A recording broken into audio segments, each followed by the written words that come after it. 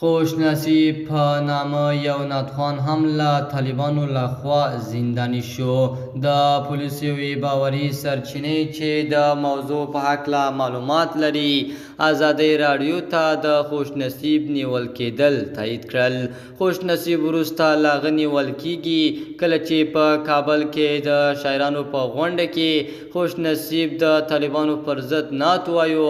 د طالبانو مشر ملا هیبت الله خونزاده یوه میاشت مخکې پر خپلو قوماندانانو غږ کړی و څوک چې د طالبانو پر ضد شعر یا نعت وایي باید زنداني شي. په سلامونو مو هرکلی کوم د ایف جی نیوز چینل درنو لیدونکو سلام ستړي مشئ وخت مو بخیر.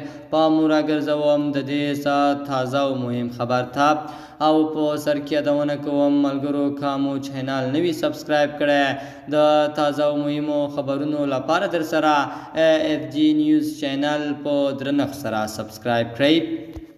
د نجونو ښوونځیو پرانیستو لپاره د کابل طرحه بیا ملا هیبت الله رد کړه.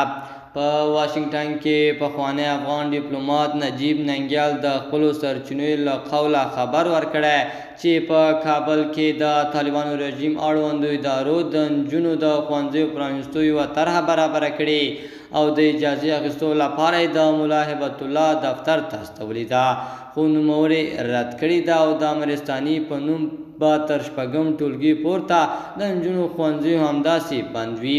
په کابل کې د جوړ شوي دغې طرحې پر اساس ټاکل شوي وه له اووم ټولګي څخه د نجونو پر مخ لومړی خصوصي ښوونځي پرانیستل شي او بیا به وروسته د هغه نه دولتي ښوونځي پرانیستل کېږي خو ملا هیبت الله د دې وړاندیز مخالفت کړی دی.